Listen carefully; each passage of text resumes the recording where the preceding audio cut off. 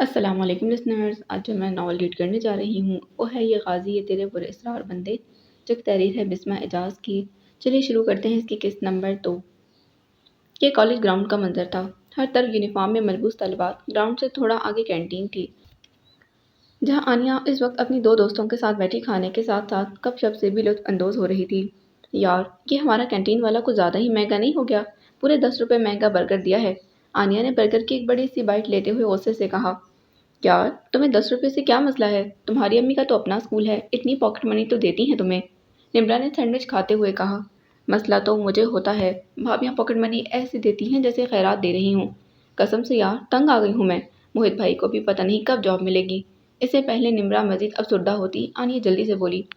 تو ٹینشن نہ لے میری بہن، تمہارے بھائی کی جلد نوکری مل جائے گی، اور اس کینٹین والے کی تو میں میڈیا میں رپورٹ کر دوں گی۔ پھر ذرا فخر سے بولی۔ بڑے بڑے نیوز رپورٹر سے میرے تعلقات ہیں، 1 منٹ میں اس کے ہوش ٹھکانے آ جائیں گے۔ جب کیمرہ مین اس کے محنوز شہزادہ منہ پر کیمرہ مارے گا نا اور پوری دنیا کے سامنے دکھائے گا، تب پتہ چلے گا کہ آنیا کس بلا کا نام ہے۔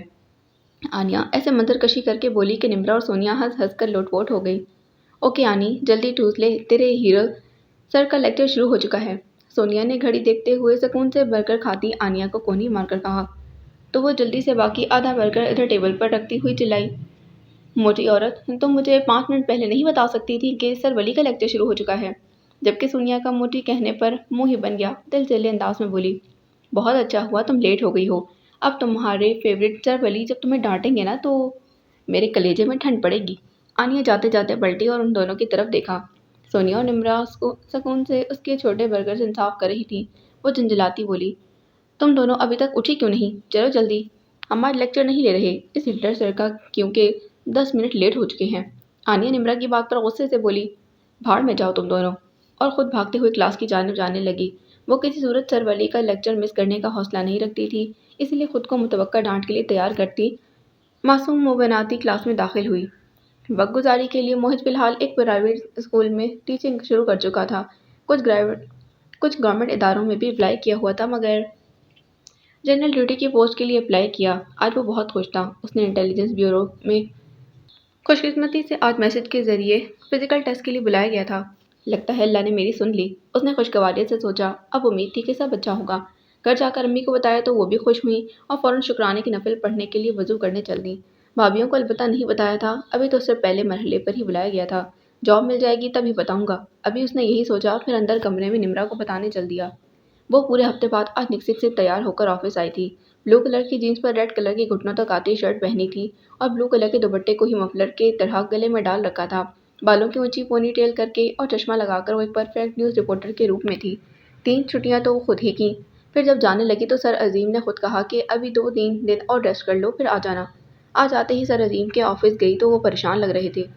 سر، آپ نے بلایا؟ کوئی خاص بات ہو گئی ہے کیا؟ اس نے بیٹھتے پوچھا۔ تو سر عظیم چیئر سے تھوڑا آگے ہوتے ہوئے بولے، ہاں بات تو پریشانی کی ہے۔ ملک وحج آج کل اس نیوز رپورٹر کا نام ڈھونڈنے میں لگا ہے جس نے اس کے خلاف ثبوت ڈھونڈے ہیں۔ پھر ذرا توقف سے بولے، تم سے میں نے پہلے بھی پوچھا تھا، اب پھر پوچھ رہا ہوں، وہ ثبوت کہاں سے ملے تمہیں؟ وہ بھی پریشان نظر آئی۔ سر، وہ ثبوت تو میں نے اسی کے ایک مینیجر سے لیے تھے۔ اس مینیجر کے اپنے مالک کے خلاف سازش کے کچھ ثبوت تھے میرے پاس۔ اسی بنا پر اس کو دھمکانے میں نے اس سے ملک وحج کے خلاف ثبوت مانگے تھے، جو اس نے دے دیے۔ چینل والوں کو بھی کچھ دنوں سے یہ دھمکیاں مل رہی تھیں، مگر سر عظیم کو زیادہ فکر اس کی تھی۔ وہ لڑکی تھی اور اس نے سیاستدانوں سے پنگا لیا تھا۔ وہ سر کو تسلی دیتے بولی، سر کچھ نہیں ہوگا، میں اپنی حفاظت کرنا جانتی ہوں۔ ویسے بھی اگر اس نے مجھے نقصان پہنچانے کی کوشش کی تو سب کا شک اسی پر جائے گا۔ سر عظیم جواباً نفی میں سر ہلاتے بولے، تم ایسا کرو 2-4 دن آفس نہ آؤ، معاملات تھوڑا سیٹ ہو جائیں تو آ جانا۔ اس نے اس بات میں سر ہلایا اور اٹھتے ہوئے بولی، ٹھیک ہے سر، جیسا آپ کہیں، میں پھر ابھی گھر جاتی ہوں، امید ہے سب اچھا ہو جائے گا۔ سر عظیم اب کی بار شفقت سے اسے دیکھتے ہوئے بولے، دیکھو بیٹا، وہ چینل کو تو کچھ نہیں کر سکتا کیونکہ حکمران پارٹی کی سپورٹ ہے چینل کو، مگر تمہیں محتاط رہنے کی ضرورت ہے بہت۔ بس 1-2 دن کی بات ہے، وہ استعفیٰ دے دے تو ساری کسبل نکل جائیں گے اس کے، تب تک تم دفتر نہ آؤ۔ وہ خاموشی سے بات سنتی رہی، اسے معلوم تھا وہ درست کہہ رہے ہیں۔ جبھی اوکے سر، خدا حافظ کہتی وہ جانے کے لیے پلٹ گئی۔ ملک افتخار جس وقت اپنے چھوٹے سے چڑیا گھر میں موجود تھا، اس نے بلی سے لے کر شیر تک پالے ہوئے تھے۔ یہ چڑیا گھر اس نے اپنے ڈیرے پر بنایا تھا۔ ڈیرے کے ایک جانب استبل اور دوسری جانب رہائش کے کمرے بنے ہوئے تھے۔ درمیان میں بڑا سا میدان تھا۔ اور اس وقت وہ اپنے پالتو کتوں کو کھانا کھلا رہا تھا جب بشیر بھاگتا ہوا آیا۔ اس نے خاصی ناگواری سے اسے دیکھا اور سخت لہجے میں پوچھا، کیا بات ہے بشیر، کیا کتے پڑ گئے تیرے پیچھے جو یوں بھاگتے ہوئے آ رہا ہے؟ ملازموں کے ساتھ ایسا رویہ رکھنا اس نے اپنے باپ سے سیکھا تھا۔ بشیر پھولی سانسوں کے ساتھ بولا، سائیں خبر ہی ایسی ہے، مجھ سے رہا نہیں گیا تو بس بتانے کے لیے بھاگتا ہوا آیا۔ ابتہاج کی توجہ اب کتوں سے ہٹ کر اپنے پالتو گھوڑے کی جانب ہو چکی تھی۔ گھوڑے کی پیٹھ پر ہاتھ پھیرتے ہوئے بولا، ایسی کیا خبر مل گئی تجھے جو جلے پیر کی بلی بنا گھوم رہا ہے؟ اب بک بھی دے جلدی۔ بشیر لہجے میں سنسنی پیدا کرتے بولا، سائیں اس رپورٹر کا پتہ چل گیا ہے جس نے وڈے ملک جی کے خلاف ٹی وی پر خبر دی تھی۔ وہ لڑکی آج دفتر گئی تھی تو میں نے اس کی فوٹو بھی اتار لی تھی۔ گھوڑے کو پیار کرتا ابتہاج ایک دم رکا یہ خبر سن کر۔ واہ بشیر کمال، کیا خبر سنائی تو نے، دل خوش کر دیا میرا، یہ پکڑ انعام۔ ابتہاج نے سنگدلی سے مسکراتے اس کی جانب اپنا بٹوا اچھالا جسے بشیر نے بخوبی کیچ کیا۔ اچھا بشیر سن، اپنے وڈے ملک جی کو ابھی نہ بتانا، میں خود بتا دوں گا مناسب وقت پر۔ ابتہاج نے تحکم سے اسے دیکھتے کہا تو بشیر نے تابعداری سے گردن ہلاتے ہوئے کہا، چھوٹے سائیں آپ فکر نہ کرو، میں وڈے ملک جی کو کچھ نہیں بتاؤں گا اس کے بارے میں۔ بشیر یوں ہی تو ہر خبر اس کو پہلے نہیں بتایا کرتا تھا کیونکہ ملک بہاج نے کبھی اس طرح بڑی سے بڑی بات پر بھی انعام نہیں دیا تھا، اس لیے بشیر ملک بہاج سے زیادہ ابتہاج کا وفادار تھا۔ سائیں اب اس رپورٹر لڑکی کا کیا کرنا ہے، کہو تو اٹھا لائیں اس کو ڈیرے پر؟ بشیر اپنے پیلے دانتوں کی نمائش کرتے ہوئے پوچھنے لگا تو ابتہاج کے عیاش فطرت سے واقف جو تھا، ابتہاج اچک کر گھوڑے پر بیٹھا تو فوراً لگامیں بشیر نے تھام لی تھیں۔ آہستہ آہستہ گھوڑے کو آگے بڑھانے لگا۔ ابھی دن چڑھنا شروع ہوا تھا، سورج کی کرنیں براہ راست ابتہاج کے چہرے پر پڑنے لگیں۔ گھوڑے پر بیٹھا وہ کسی ریاست کے مغرور شہزادے سے کم نہیں لگ رہا تھا۔ نہیں ابھی نہیں، تم فی الحال اس کی تصویر مجھے سینڈ کرو اور اگر وہ میرے معیار کے مطابق ہوئی تو میں سوچوں گا، نہیں تو ڈیڈ کے حوالے کر دوں گا۔ ابھی تم اس پر نظر رکھو، اس کے گھر کا پتہ بھی معلوم کر کے دو مجھے۔ ابتہاج نخوت سے بولا، جو حکم سائیں آپ کا۔ بشیر بدستور گھوڑے کی لگامیں پکڑے ہوئے اس کو آگے بڑھاتا رہا اور سورج کی کرنیں جیسے اس کی مغروریت اور ادائے بے نیازی پر کڑھی تھیں جب بھی زیادہ شدت سے زمین کو گرمانے لگیں۔ وہ آج پھر پیر صاحب کے گھر جانے کی طرف ارادہ رکھتی تھی۔ آج آستانے پر جانا تھا۔ تیار ہو کر جانے کا سوچ ہی رہی تھی جب ثریا آنٹی چلی آئیں۔ السلام علیکم آنٹی، کیسی ہیں آپ؟ اس نے مرے مرے انداز میں مروت نبھائی۔ وعلیکم السلام، امی کدھر ہیں تمہاری؟ انہوں نے سلام کا جواب دیتے سوال کیا تھا۔ آنٹی آپ کو پتہ تو ہے وہ اس وقت اسکول میں ہوتی ہیں، اس نے زبردستی مسکراتے ہلکے پھلکے انداز میں کہا۔ اے لو، میرے ذہن سے ہی نکل گیا کہ تمہاری ماں اس وقت ہیڈ ماسٹرنی بنی بچوں کو پڑھا رہی ہوتی ہے۔ ثریا آنٹی بھونڈے انداز میں ہنستے ہوئے بولی تو اس نے بمشکل اپنی کوفت چھپائی۔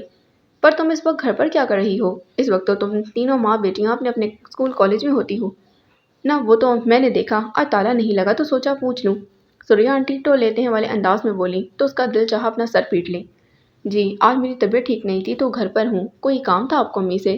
اس نے حد درجہ صبر کا مظاہرہ کرتے پوچھا تو ثریا آنٹی بے چارگی سے بولی، ہاں میں نے پیر صاحب کے پاس جانا تو کھلے پیسے نہیں تھے میرے پاس، سوچا اگر تمہاری ماں گھر پر ہوئی تو اس سے لے لوں گی۔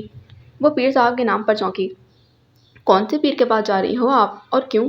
لہجے کو بظاہر سرسری سا بنا کر پوچھا لیکن اندر سے جستجو تھی جاننے کی۔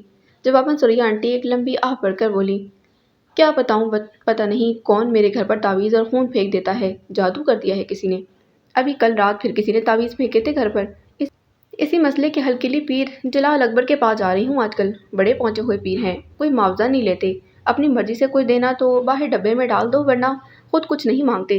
ثریا آنٹی اپنی بات کر کے خاموش ہوئی تو وہ بے اختیار تائید میں سر ہلاتے ہوئے بولی، ہاں یہ تو ہے، بڑے اچھے انسان ہیں پیر جی، واقعی بڑے پہنچے ہوئے ہیں۔ اس کی بات سن کر ثریا آنٹی چونک گئی۔ تمہیں کیسے پتا وہ بڑے اچھے انسان ہیں؟ بڑے مشکوک انداز میں پوچھنے لگیں تو ہوش میں، میں نے سنا تھا ایک دو اور لوگوں سے بھی پیر جی کے بارے میں اور ٹی وی میں بھی تو ان کے بارے میں سنا تھا۔ وہ اکلاتے بولی تو ثریا آنٹی سے مشکوک انداز سے دیکھنے لگی۔ اس کی گھبراہٹ کو دیکھتے ان کو شک ہو رہا تھا جیسے اس دن نقاب میں بھی وہی تھی۔ اچھا چلو میں چلتی ہوں، کسی اور سے کھلے پیسے پوچھ لوں گی، تم دروازہ اچھے سے بند کر لو۔ وہ اس کے حلیے پر غور کرتے ہوئے دروازے کی جانب بڑھی تو اس نے سکون کا سانس لیا۔ اف یہ کالی چادر مروائے گی مجھے کسی دن۔ دروازہ بند کرتے اس نے سرد آہ بھری۔ دوسری جانب ثریا آنٹی سوچ رہی تھیں کہ آج تو ہر صورت پتہ کر کے رہوں گی کہ اس دن نقاب میں کون تھی۔ موسم آج خوشگوار تھا، ہلکی ہلکی ہوائیں گرمی کی شدت کو کم کر رہی تھیں، بادل بھی وقفے وقفے سے اپنی جھلک دکھا رہے تھے۔ موسم کی خوشگواریت لوگوں کے لہجوں میں بھی خوشگواریت لے آئی تھی، لیکن ماہین اور اس کی ٹیم کو موسم سے کوئی سروکار نہیں تھا کیونکہ معاملہ ایسا تھا کہ خود کی ہوش نہیں، موسم کو کیا دیکھتے۔ 5 منٹ کے بعد وہ باس کے آفس میں تھے۔ ماہین نے اپڈیٹ کرنا شروع کیا، سر پلان کامیابی سے جاری ہے، ذرائع سے معلوم ہوا ہے کہ آج کچھ اور خاص مہمان بھی آئیں گے جو پڑوسی ملک کے ہیں، لیکن ہمارے ملک میں کافی عرصے سے میزبان بنے ہوئے ہیں۔ ماہین نے کوڈ ورڈز میں بات جاری رکھتے ہوئے کہا، جبکہ لفظ مہمان پر باقی سب کے ہونٹوں پر مسکراہٹ دوڑ گئی۔ سر، وہ نہ صرف ملک دشمن دہشت گرد ہے بلکہ عوام سے لوٹا ہوا پیسہ بھی اپنے بڑوں کو بھیج رہا ہے جو ہتھیاروں کی خرید و فروخت میں استعمال ہو رہا ہے۔ اس کے ساتھ ساتھ اور کئی دوسری سرگرمیوں میں بھی اس کے ملوث ہونے کا خطرہ ہے جو کہ قومی سلامتی کے لیے نقصان دہ ہے۔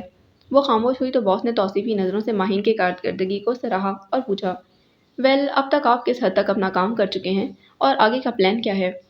ماہین نے ہادی کی طرف دیکھا تو اس نے جلدی سے ایک فائل اس کی طرف بڑھائی۔ ماہین نے وہ فائل سر کی ٹیبل پر رکھتے ہوئے مزید کہا، سر، پچھلے 20 دنوں میں جو شخص اسے ملتا رہا ہے ان سب کا ریکارڈ اس میں موجود ہے۔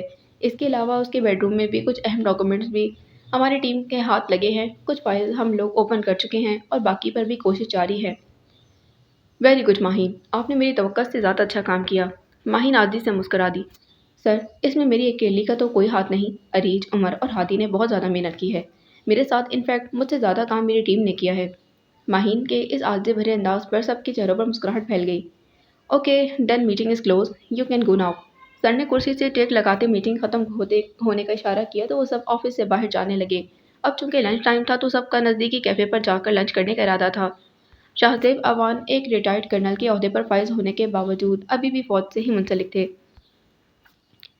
وجہ تھی ان کے 3 بیٹے اور تینوں ہی فوج میں تھے۔ سب سے بڑا بیٹا عمیر میجر کے عہدے پر تھا، جبکہ عزیر دوسرے نمبر پر تھا اور حال ہی میں کیپٹن بنا تھا۔ پھر سب سے چھوٹا نمیر تھا جو ابھی ٹریننگ کر رہا تھا، جبکہ عروہ سب سے چھوٹی تھی اور پڑھ رہی تھی۔ حال ہی میں سیکنڈ ایئر کا رزلٹ آیا تھا، اب وہ تھرڈ ایئر کے لیے کسی اچھے کالج کی تلاش میں تھی۔ آج عزیر کی چھٹی ختم ہونے والی تھی تو وہ عروہ کو لے کر باہر لنچ کے لیے آیا تھا۔ بھائی، آپ کو آج بھی وہ نہیں دکھے گی جس کے لیے آپ صبح سے سڑکوں پر خوار ہو رہے ہیں، عروہ نے مزے سے پیزے کا ایک ٹکڑا منہ میں ڈالتے ہوئے کہا تو عزیر کا منہ بن گیا۔ اللہ تم جیسی بہن کسی دشمن کو ضرور دے، بجائے ہمدردی کے تم میرا مذاق اڑا رہی ہو۔ عزیر کے انداز پر وہ ہنسنے لگی تو اسے غصہ آ گیا۔ عروہ، میری توبہ، جو تمہیں کبھی اپنا کوئی راز بتاؤں۔ تم تو کسی رقیب سے کم نہیں، ہر وقت میرے زخموں پر نمک چھڑکتی رہتی ہو۔ عروہ مزے سے کولڈ ڈرنک پیتی ہوئی اپنے پیارے بھائی کو دیکھنے لگی جس کو 1 سال سے کوئی نہیں مل رہا تھا۔ اچھا بھائی، ناراض تو نہ ہو، دعا کرتی ہوں آج وہ حسینہ آپ کو مل جائے۔ عروہ نے کھانا چھوڑ کر دعا کی طرح ہاتھ پھیلاتے ہوئے کہا تو عزیر بے اختیار آمین بول اٹھا تھا۔ یوں ہی ہنسی مذاق کرتے وہ کھانا کھا رہے تھے، اچانک وہ چونک گیا۔ کوئی لڑکی اپنے ساتھیوں کے ساتھ باہر دروازے کی جانب بڑھی تھی۔ عزیر کو گمان ہوا جیسے وہ وہی تھی۔ وہ فوراً کھانا چھوڑ کر ان کے پیچھے گیا۔ بھائی! عروہ بیچاری بس حیران سے پکار کر رہ گئی، مگر وہ بس ابھی آیا کہہ کر چلا گیا۔ وہ باہر آئے تو کوئی بھی نہ تھا۔ مایوس ہو کر واپس کیفے میں پلٹ آیا اور وہ ابھی تک پریشان تھی۔ کیا ہوا تھا بھائی، اچانک سے کیوں اٹھ کر چلے گئے آپ؟ وہ کرسی پر بیٹھتے ہوئے بولا، کچھ نہیں، مجھے لگا جیسے وہ باہر آ گئی تھی تو بس کنفرم کرنے گیا کہ وہ وہی تھی یا نہیں۔ تو پھر وہ ملی کیا؟ عروہ نے اشتیاق سے آگے ہوتے ہوئے پوچھا۔ عزیر نے نفی میں سر ہلایا۔ نہیں، جب تک میں باہر پہنچا وہاں کوئی نہیں تھا۔ سو سیڈ، عروہ چیک کرتے ہوئے بولی تھی۔ میرے کیپٹن بھائی کو مجنوں بنا دیا اس لڑکی نے۔ آج تیسری دفعہ تھا جب وہ آپ کو نظر آئی، مگر افسوس ہر بار کی طرح آپ کی دعا قبول نہیں ہوئی۔ عروہ پھر سے اس کا ریکارڈ لگانے کے موڈ میں تھی۔ وہ اس کی بات انسنی کر کے خاموشی سے کھانا کھانے لگا۔ کالی چادر اوڑھے وہ پیر صاحب کے گھر کی طرف روانہ تھی۔ آج وہ یونیفارم میں نہیں، گھر والے کپڑوں میں ملبوس تھی۔ ہلکے آسمانی رنگ کے لباس میں اس کی رنگت خوب دمک رہی تھی۔ کالی چادر سے حسب معمول نقاب کیا ہوا تھا۔ آج وہ بغیر اطلاع کے جا رہی تھی۔ اتنے دنوں سے اتنی واقفیت تو ہو ہی گئی تھی کہ آج اس نے فون کرنا ضروری نہیں سمجھا۔ مطلوبہ مقام پر پہنچ کر نقاب اتارا اور گیٹ کے ساتھ بیل بجا دی تھی تو دروازہ حسب معمول ملازم نے کھولا۔ اسے دیکھ کر کچھ پریشان ہوا، ہاتھ ملتے بولا، بی بی جی، مالک تو اس وقت آستانے پر ہیں، آپ گھر پر کیا کرنے آئی ہو؟ آستانے جاؤ۔ میری پیر جی سے صبح بات ہوئی تھی، انہوں نے کہا کہ 12 بجے تم گھر پر آ جانا کیونکہ وہ بھی 12 بجے آستانے سے اٹھ جاتے ہیں۔ اس نے معصومیت سے جھوٹ بولا۔ اب اتنی دور وہ واپس جانے کے لیے تو نہ آئی تھی۔ ملازم ابھی بھی اسے اندر لے کر جانے سے ہچکچا رہا تھا۔ بی بی جی، صاحب نے صبح سختی سے منع کیا کہ آج کوئی بھی گھر کے اندر نہ آئے، تو میں کیسے آپ کو اندر جانے دے سکتا ہوں؟ وہ غصے سے آگے بڑھی مگر یہ سوچ کر اپنے آپ پر قابو کیا کہ جب اپنا کام ہو تب نرمی سے بات کرنی چاہیے۔ تو کافی نرمی سے تو وہ گویا ہوئی۔ انکل، آپ کو میرے اندر جانے سے کوئی مسئلہ ہے تو آپ پیر جی کو کال کر کے پوچھ لیں۔ ملازم نے اس کی بات سن کر جیب سے موبائل نکالا اور اپنے مالک کو کال ملائی۔ بیل جاتی رہی مگر کال ریسیو نہ ہوئی۔ اس نے پھر ٹرائی کیا مگر اب بھی کال اٹینڈ نہیں کی گئی۔ آخر تھک ہار کر بولا، بی بی جی، اصل بات یہ ہے کہ آج 12 بجے आज 12 बजे मालिक के कुछ खास दोस्तों ने आना है, उनसे मिलने, तो वो वैसे भी आपको वक्त नहीं दे पाएंगे, तो बेहतर है कि आप घर चली जाओ। उसने कलाई पर बंधी घड़ी पर वक्त देखा, 11:30 हो रहे थे। रोने वाले अंदाज में बोली, देखिए अंकल जी, मैं घर से झूठ बोल कर आई हूँ कि अपनी दोस्त के घर जा रही हूँ। अब अगर फौरन ही घर जाऊंगी तो अम्मी को मुझ पर शक हो जाएगा। आप ऐसा करें, मुझे आधा घंटा अंदर बैठने दें, मेहमान तो 12 बजे के कहते 1-2 बजे तक ही आएंगे, मैं 12 बजे चली जाऊंगी। मुलाजिम ने तजब्जुब से उसको देखा। वो जानता था आजकल वो पीर जी की चहेती मुरीदनी है, अगर ना अंदर जाने दिया तो ये ना हो कि डांट पड़ जाए। एक गहरी सांस भरकर उसको अंदर आने का इशारा किया और बेदिली से बोला, अच्छा बीबी आप अंदर आ जाएं, लेकिन ड्राइंग रूम में नहीं बल्कि दूसरे कमरे में जाकर बैठ जाएं, मैं आपके लिए चाय लेकर आता हूँ। वो भी सर झुकाकर मुलाजिम की हिमायत में आगे बढ़ गई। सुरैया आंटी आज तहिया करके आई थी कि हर सूरत पता करना है कि वो नकाबपोश लड़की कौन थी, क्योंकि उनका शक बार बार उसी पर जा रहा था। आस्थाने पर पहुंचकर मुतलाशी नज़रों से इधर उधर देखा, फिर उनकी नज़रें उस मतलूबा शख्स पर जाकर ठहरी। वो शख्स खास मुरीद था जो बारी बारी सब औरतों को अंदर पीर साहब के पास भेज रहा था। सुरैया आंटी की जब बारी आई तो अंदर जाने के बजाय उसके पास ही रुक गई। मुरीद ने सवाली नज़रों से देखा तो जल्दी से बोली, बेटा मुझे तुमसे बात करनी है, ज़रा साइड पर आकर मेरी बात सुन लो। वो 20 से 22 साल के दरमियान का एक दुबला पतला सा लड़का था, शक्ल से इतना होशियार नजर नहीं आता था। सुरैया आंटी को पूरी उम्मीद थी कि वो उसे कुछ ना कुछ उगलवा लेंगी। वो लड़का मसरूफ से अंदाज में बोला, खाला जी आपको जो भी बात करनी है बाद में कर लेना, अभी मेरे पास वक्त नहीं, रश भी बहुत ज़्यादा है। अगर 1 मिनट भी अपनी जगह से हिलाना तो पीर साहब गुस्सा होंगे मुझ पर। सुरैया आंटी का ख्याल गलत साबित हुआ। वो इतना मासूम भी नहीं था जितना वो समझ रही थी। वो ताव खाकर रह गई। अंदर से कलसते हुए बज़ाहिर मगर प्यार से पूछा, अच्छा बेटा इतना बता दो, कब फारिग होगे, मैं इंतज़ार कर लेती हूँ। इतनी देर में वो उनकी जगह एक और औरत को अंदर भेज चुका था, क्योंकि वो अभी तक उसके पास ही खड़ी थी। खाला आप अभी अंदर जाओ पीर साहब के बाद, और ठीक 12 बजे के 10 मिनट पर मज़ार के पास आ जाना, क्योंकि पीर साहब 12 बजे घर चले जाते हैं, तो उनके जाने के बाद ही आपसे बात करूँगा। सुरैया आंटी सर हिलाकर बोली, ठीक है बेटा जैसा तुम कहो, मगर याद से मेरी बात सुन लेना, ये ना हो कि भूल जाओ। जवाबन वो लड़का दांतों की नुमाइश करता हुआ बोला, खाला शौकत नाम है मेरा और मेरी यादाश्त बड़ी तेज़ है, भूलता भूलता नहीं मैं, आप फिक्र नहीं करो। अभी अंदर जाओ, कब से आपकी जगह औरों को भेजे जा रहा हूँ। शौकत ने हाथ से अंदर की जानिब इशारा करते हुए कहा तो सुरैया आंटी पीर के कमरे की जानिब बढ़ गई। उन्होंने पिछली दफ़ा पीर जलाल से भी पूछने की कोशिश की, मगर उन्होंने उल्टा डांट दिया था, ये कहकर के बीवी अपने काम से काम रखो, इसीलिए आज घी टेढ़ी उंगली से निकालने का फैसला किया था। सुरैया आंटी कमरे में दाखिल हुई और हस्बे मामूल मेज़ के सामने रखी कुर्सी पर बैठ गई, जबकि मेज़ की दूसरी जानिब रखी कुर्सी पर पीर साहब तशरीफ़ फरमा थे। ये एक सादा सा कमरा था, कोई रिवायती मंजर नहीं था, ना ही अगरबत्तियां जल रही थी, ना ही पीर साहब गले और हाथ में तस्बीह लिए खौफनाक शक्ल के लग रहे थे। इसके बरक एनर्जी सेवर की रोशनी पूरे कमरे में फैली हुई थी, और आखिरी कोने में एक अलमारी बनी हुई थी जिनमें उनके मरीजों की मुकम्मल मालूमात बशमूल नाम, पते और मसले के फाइल्स की सूरत में मौजूद थी। दीवारों पर क्रीम कलर का पेंट था और कुछ कुरानी आयात की दीवारों पर तस्वीर भी जज्बा थी। जहाँ सुरैया आंटी बैठी थी उसके बिल्कुल सामने वाली दीवार पर एक शेल्फ बनी हुई थी, जिसमें मौजूद एवॉर्ड्स और इल्म नजूम की डिग्रियां पीर साहब के आला तालीम याफ्ता होने का सबूत थी। यही वजह थी कि अमीर, गरीब, पढ़े लिखे और अनपढ़ हर किस्म का तबका उनके पास आता था अपने मसलों के हल के लिए, और रोज़ बरोज़ मरीदों की तादाद में इजाफा होता जा रहा था। सुरैया आंटी के बैठने पर जलाल अकबर ने कागज़ और कलम संभाला और जल्दी से पूछा, बीबी नाम बताएं अपना। हालांकि वो अच्छी तरह जानते थे कि सुरैया आंटी को आखिर वो उनकी चहेती मुरीदनी की हमसाई जो थी। वो भी जवाबन जल्दी से बोली, सुरैया बेगम। पीर साहब अपनी जगह से उठे और अलमारी की तरफ बढ़े। औरतों वाले खाने से अल्फ़ाबेट एस की तलाश की और फिर सुरैया आंटी की फ़ाइल निकाली। कुर्सी पर बैठते बैठते वो फ़ाइल पर लिखा मसला पढ़ चुके थे। बगौर फ़ाइल की तरफ देखते बोले, आप पिछले हफ्ते आखिरी बार आई थीं और आपका कहना था कि आपका मसला हल हो चुका है, तो अब क्या कोई और मसला दरपेश है? सुरैया आंटी एकदम चौंकी। वो कब से बस फ़ाइल को ही देखे जा रही थीं। गड़बड़ाते बोली, जी जी जी पीर साहब। फिर संभलते बोली, पीर जी पिछले हफ्ते मसला वाकई ख़त्म हो चुका था, मगर कल रात फिर किसी ने शैतानी की और सुबह जब मैं उठी तो देखा कि पूरे सेहन में खून फैला हुआ है।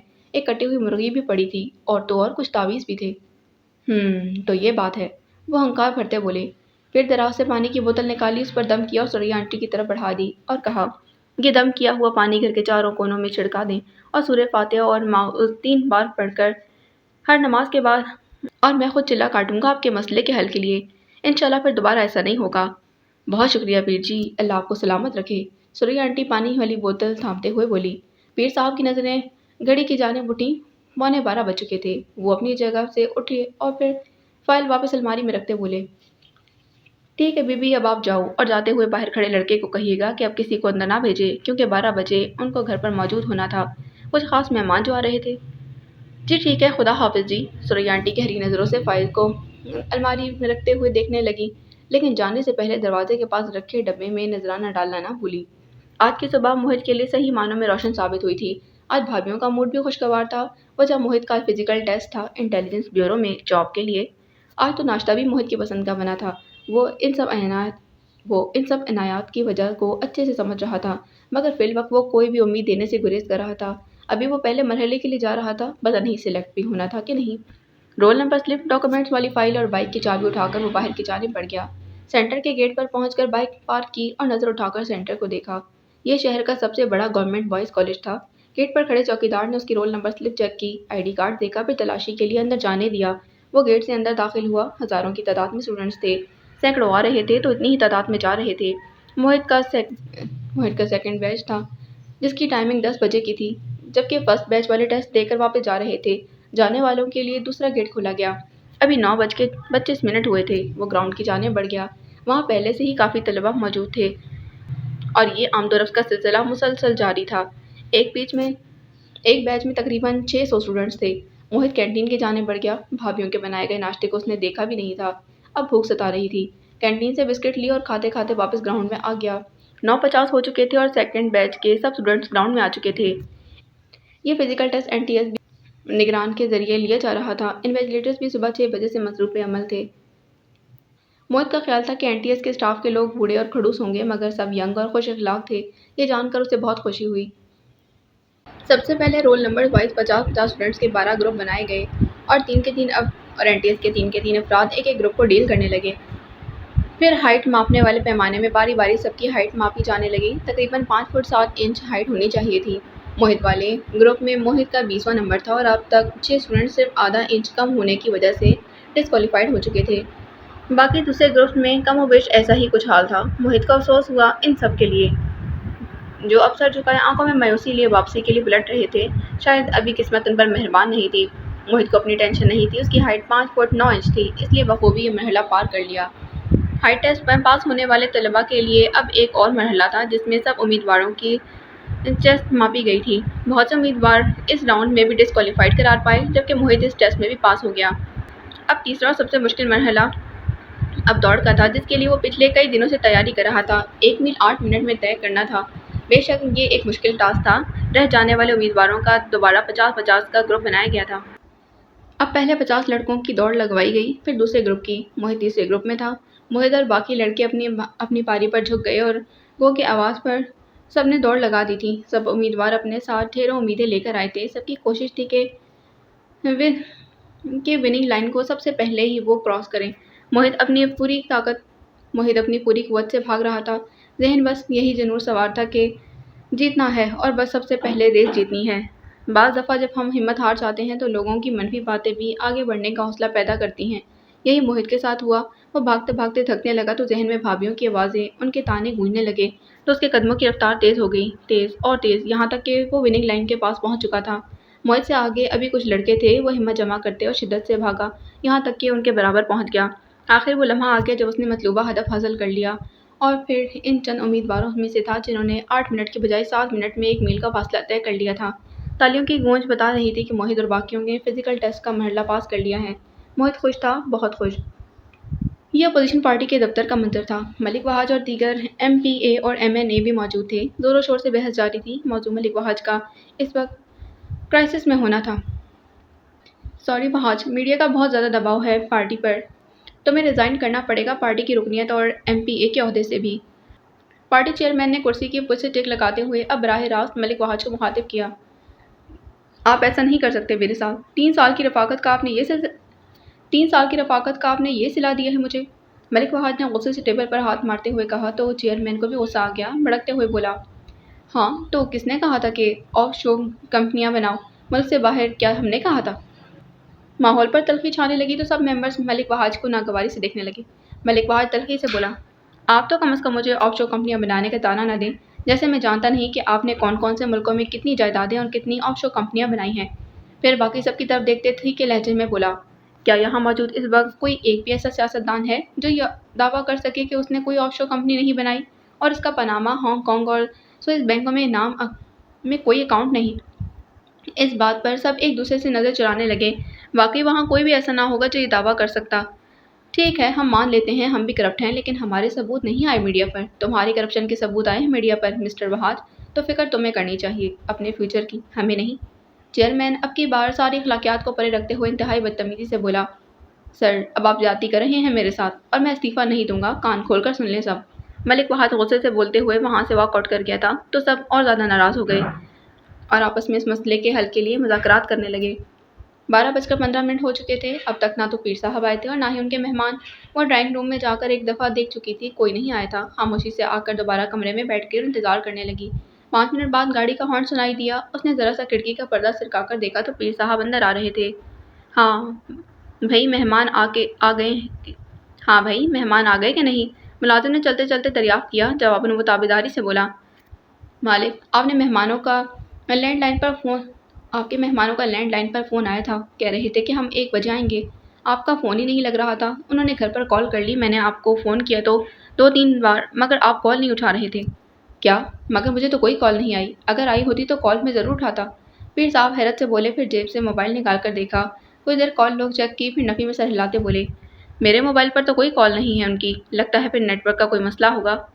جی ہو سکتا ہے ایسا ہی ہو۔ ملازم نے ہاں میں ہاں ملائی تو پیر صاحب کو چلتے چلتے اچانک یاد آیا، تو مجھے کال کیوں کر رہے تھے؟ کیا بات ہو گئی تھی؟ وہ اب ڈرائنگ روم تک پہنچ چکے تھے اور ان کی آوازیں بخوبی سن سکتی تھی۔ ملازم ہچکچا کر بولا، صاحب وہ بیوی جی آئی ہوئی ہیں، اندر کمرے میں بیٹھی ہیں۔ پھر جلدی سے بولا، میں نے ان کو کہا تھا کہ آپ نے آج کسی کو بھی آنے سے منع کیا ہے تو وہ آستانے چلی جائیں، مگر انہوں نے کہا کہ وہ آپ کے کہنے پر گھر آئی ہیں، اسی لیے میں آپ کو فون کر رہا تھا۔ ملازم کی بات سن کر پیر صاحب کو بہت غصہ آیا، دل کیا 1-2 جڑتے اسے، کیونکہ کہا بھی تھا کہ کسی بھی صورت آج کوئی گھر نہ آئے، مگر اسے بعد میں اچھے سے پوچھنے کا ارادہ رکھتے تھے۔ کدھر ہے وہ بیوقوف لڑکی؟ اپنے آپ کو بمشکل نارمل رکھتے ہوئے سوال کیا۔ ملازم نے ڈرائنگ روم کے ساتھ والے کمرے کی طرف اشارہ کیا جہاں وہ بیٹھی ساری باتیں سن رہی تھی۔ پیر صاحب کمرے میں آتے ہی غصے سے بولے، کس نے کہا تھا تمہیں آج گھر آنے کو؟ میں نے تو آج نہیں بلایا تمہیں، اور تم نے ملازم سے جھوٹ کیوں بولا کہ میں نے تمہیں گھر آنے کو کہا؟ وہ کچھ دیر ان کے غصے بھرے لہجے اور چہرے کو دیکھتی رہی، پھر اچانک اس نے رونا شروع کر دیا۔ اوف گڑیا، اب تم رو کیوں رہی ہو؟ میں نے ایسا کیا کہہ دیا؟ پیر صاحب اس کے آنسوؤں کو دیکھ کر پگھل گئے، تبھی نرمی سے بولتے ہوئے اس کے پاس بیٹھ گئے۔ وہ سن کر اور شدت سے رونے لگی اور سسکیاں لیتے بولی، میں اتنی مشکلوں سے آپ سے بات کرنے آئی اور آپ مجھے ڈانٹ رہے ہیں۔ میں آستانے پر آنے لگی تھی مگر وہاں پر سریا آنٹی تھیں تو مجبوراً مجھے آپ کے گھر آنا پڑا۔ پیر جلال کو یاد آیا، واقعی آج سریا نامی وہ عورت آستانے پر آئی تھی، یعنی وہ سچ کہہ رہی تھی۔ جبھی اور نرمی سے بولے، تو گڑیا آپ کو پہلے مجھے کال کرنی چاہیے تھی نا، اور یہ بتاؤ کہ ایسی کیا بات ہو گئی کہ اتنی ایمرجنسی میں آنا پڑا؟ اب اپنے آنسو خشک کر رہی تھی، آپ کے دیے گئے تعویذوں سے کوئی خاص فائدہ نہیں ہوا، بس مجھے سلائی رکھتے ہیں آپ کے تعویذ، موہت پر تو کوئی اثر نہیں ہوا۔ موہت نے بس 2 بار ہی مجھ سے بات کی ہے اور آج تو حد ہو گئی۔ میں اس سے صبح کال پر بات کر رہی تھی تو اس نے مجھے بتایا کہ میری منگنی ہونے والی ہے۔ اسی وقت امی آ گئیں، مجھے بات کرتے سن لیا اور اتنا مارا اور موبائل بھی چھین لیا، آج کالج بھی نہیں جانے دیا۔ اتنا بتا کر وہ دوبارہ سسکیاں بھرنے لگی تھی تو پیر صاحب کو افسوس ہوا، وہ بیچاری پہلے ہی اتنی دکھی تھی اور میں نے بھی ڈانٹ دیا۔ اس وقت تو وہ بالکل بھول چکے تھے کہ ان کے بہت ضروری مہمانوں کو آنا ہے۔ اب دوبارہ وہ شروع ہو چکی تھی، مجھے کوئی شوق نہیں آپ کے گھر آنے کا، مگر میں اب موہت سے کوئی تعلق قائم نہیں رکھنا چاہتی، بہت غصہ ہے مجھے اس پر، اسی لیے آپ سے مشورہ کرنا چاہتی تھی۔ پیر صاحب بہت خوش ہوئے اس کے فیصلے سے، بہت اچھا کیا تم نے گڑیا، آپ ہمیں گڑیا نہ کہا کریں، ہم بچے نہیں ہیں، ہمارا نام لیا کریں۔ وہ قدر ناراضی سے بولی تھی تو پیر صاحب مسکرا دیے، وہ واقعی کچھ الگ تھی اوروں سے، معصوم تھی، بیوقوف تھی اور گڑیا سی۔ تم آج ہی اسے فون کر کے کہہ دینا کہ تم اب اس سے بات نہیں کرو گی اور نہ ہی کوئی تعلق رکھو گی، جو شخص آپ کی قدر نہیں کرتا اس سے دوری اختیار کرنا ہی بہتر ہوتا ہے۔ پیر جلال نے دانشمندانہ انداز میں مشورہ دیا تو وہ یکدم پرجوش انداز میں بولی، بالکل ٹھیک کہا آپ نے، دیں اپنا موبائل، میں بھی اس سے رابطہ کر کے سارے رابطے ختم کرتی ہوں۔ اس نے ہاتھ پھیلایا، میں کیوں دوں اپنا موبائل؟ اپنے موبائل سے کال کروں نا، ویسے بھی کچھ نیٹ ورک ایشو ہے میرے موبائل میں۔ وہ بوکھلاہٹ سے بولے تو اس کا منہ بن گیا تھا، آنکھوں میں نمی بھرتے ہوئے بولی، یعنی آپ کو مجھ پر اعتماد نہیں؟ میں نے کون سا آپ کا موبائل کھول کر آپ کا ڈیٹا چیک کر لینا ہے جو آپ منع کر رہے ہیں؟ پیر صاحب کو تذبذب کا شکار نظر آئے تھے تو وہ غصے سے جانے کے لیے اٹھی اور بڑبڑاتے ہوئے چادر سیدھی کرنے لگی جو اب سر سے سرک چکی تھی۔ واقعی میں ہی پاگل ہوں جو آپ پر بھروسہ کر کے اکیلی آپ کے گھر تک آ جاتی ہوں، مگر آپ کو مجھ پر اتنا بھی یقین نہیں کہ ایک کال کروا دیں اپنے موبائل سے۔ بتایا بھی ہے کہ امی نے موبائل چھین لیا، مگر پھر بھی वो अब नकाब करने की कोशिश कर रही थी, रोते हुए बार बार कपकपा रहे थे हाथ। उल्टा सीधा नकाब करके दरवाजे की जाने बढ़ी तो पीर साहब जल्दी से बोले, रुको, तुम मेरे मोबाइल से कॉल कर सकती हो, मैं मना नहीं कर रहा। वो जाते जाते पलटी और नाराज़ी से बोली, अब ज़रूरत नहीं उसकी, मुझे कोई कॉल नहीं करनी किसी को भी। तो पीर साहब मुस्कुराते बोले, अच्छा अब नाराज़ ना हो, लो पकड़ो और कॉल कर लो। और अपने मोबाइल का पासवर्ड खोलकर डायलर निकाल कर उसके हवाले कर दिया था। मैं भी आपके सामने उसे कॉल करती हूँ और उसके होश ठिकाने लगाती हूँ कि भाड़ में जाओ, मुझे अब तुम्हारी ज़रूरत नहीं। वो जल्दी से नंबर डायल करते हुए बोली। तभी गेट पर हॉर्न बजा तो मुलाजिम भागता अंदर दाखिल हुआ। साहब, मेरा ख्याल है आपके मेहमान आ गए हैं। ओह खुदाया, मैं तो भूल ही गया था। चलो तुम जल्दी से जाकर गेट खोलो, इनको ड्राइंग रूम में जाकर बिठाओ और मैं आ रहा हूँ बस। पीर साहब जल्दी से कहते बाहर की जाने बढ़े, फिर जाते जाते पलटे और उसकी तरफ देखते हुए जल्दी जल्दी बोले, जो अभी तक मोबाइल हाथ में पकड़े दोनों की गुफ्तगू सुन रही थी, और तुम ज़रा जल्दी कॉल कर लो, मोबाइल इधर रख कर चली जाना, मैं अपने मेहमानों के पास जा रहा हूँ। बहुत ख़ास मेहमान है मेरे, इंतज़ार नहीं करवा सकता उनको। जी ठीक है, मैं बस 2 मिनट में कॉल करके चली जाती हूँ जी। वो ताबेदारी से सर हिलाते हुए कॉल करने लगी। तो पीर जी जल्दी से बाहर की जानिब बढ़ गए, क्योंकि मेहमान अब गाड़ी से उतर चुके थे और अंदर की जानिब आ रहे थे। पीपी न्यूज़ चैनल में हर तरफ अफरा तफरी मची हुई थी। हर कोई शाम में होने वाली पार्टी के इंतजाम में मसरूफ़ था। आज सर अजीम का इरादा अपने फेवरेट और सीनियर रिपोर्टर को सरप्राइज़ पार्टी देने का था, क्योंकि उसी की वजह से उनका चैनल रेटिंग में सबसे आगे जा रहा था, और दूसरी वजह उसकी कामयाबी थी, जो अभी भी ब्रेकिंग न्यूज़ की सूरत नशर हो रही थी। नाज़रीन, आपको बताते चलें, अपोजिशन जमात के सीनियर सियासतदान मलिक वहाज अहमद को पार्टी से निकाल दिया गया है। इत्तलात और ज़राए के मुताबिक उनसे इस्तीफ़ा मांगा गया था, जो उन्होंने देने से इनकार कर दिया, जबकि नैब अहकाम का कहना है कि वो मलिक वहाज अहमद की आमदनी और सांसों को देखने के लिए कल उनके दफ्तर जाएंगे। इतना कहने के बाद न्यूज़ कास्टर सांस लेने को थमी और दोबारा फिर से सारी खबर को दोहराने लगी। रिवायत के मुताबिक सर अजीम ने LCD स्क्रीन से नज़रें हटाई और दोबारा इंतजामात में मसरूफ़ हो गए। अभी कुछ दूसरे न्यूज़ चैनल वालों को भी दावत देनी थी, और कुछ हुक्मरान पार्टी के सियासतदानों को भी। वो चाहते थे कि आज बाज़ाब्ता तौर पर अपनी न्यूज़ रिपोर्टर का नाम अनाउंस करें सबके सामने। अभी इस सिलसिले में कुछ सोचना था। वाकई अभी बहुत से काम सर अजीम के मुंतज़िर थे। निम्रा और सोनिया कब से आनिया को ढूंढ रही थीं। हर क्लास में जाकर देख लिया, मगर वो कहीं नज़र नहीं आ रही थी। फिर अचानक ख्याल आया तो दोनों लाइब्रेरी की जानिब भागीं, और हस्बे तवक्का आनिया वहीं थी। बिल्कुल आखिरी कोने में बैठी वो कोई इंग्लिश नावल पढ़ रही थी। तुम यहाँ बैठी हो और तुम्हारे मोहतरम उस्ताद सर इफ्तिखार भट्टी साहब तुम्हें याद कर रहे हैं। सोनिया फूली हुई सांसों के साथ आनिया के सामने बैठते बोली। चूँकि ये एक प्राइवेट इदारा था तो कोई लाइब्रेरी तो थी नहीं, तो जो इन्हें खामोश रहने का इशारा करती। वैसे भी इस वक्त इन तीनों के सिवा कोई और स्टूडेंट नहीं था। निम्रा भी बाद में अपना हिस्सा डालते बोली, सर इफ्तिखार तुम्हारा पूछ रहे थे कि हमारी CR कहाँ है, जाएं उसे बुला कर लाएं। तो हम दोनों तुम्हें बुलाने बल्कि ले जाने आए हैं। ओह नो यार, आनिया ने सर टेबल पर रख दिया और बेजारी से बोली, मैं नहीं जा रही आज क्लास लेने, आज फिर मल्टीमीडिया से लेक्चर देना है। सर इफ्तार ने मेरी बोरियत, उसने इससे अच्छा है कि मैं कोई इंग्लिश रोमांटिक नावल पढ़ लूँ। इसके सर इफ्तिखार को सर इफ्तार कहने पर वो दोनों हंसी थी। बाय द वे, तुम्हें इंग्लिश नावल पढ़ने का शौक़ कब से हो गया, और मुझे ये बताओ कि तुम्हें समझ क्या आई अब तक जितना ही नावल तुमने पढ़ा है।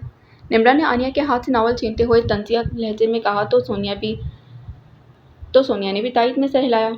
आनिया हिचकिचाते हुए बताने लगी, वो दरअसल सर वली इतने इंग्लिश नावल्स की बातें करते हैं, तो मैंने सोचा कि निम्रा उसकी बात उचक्कर बोली कि एक दो नावल पढ़कर मैं सर वली को इम्प्रेस कर दूंगी, है ना। हाँ, आनिया ने खिसियाते हुए कहा। चलो फिर हमें भी बताओ कि क्या पढ़ा है नावल में, कैसी स्टोरी है। निम्रा पुरश्ताक लहजे में बोली तो आनिया रोने वाली शक्ल बनाकर बोली, कसमें यार, पिछले 15 मिनट से 5 सफ़े पढ़ ली हैं, मगर सिवाय लड़की के नाम के और कुछ समझ नहीं आया।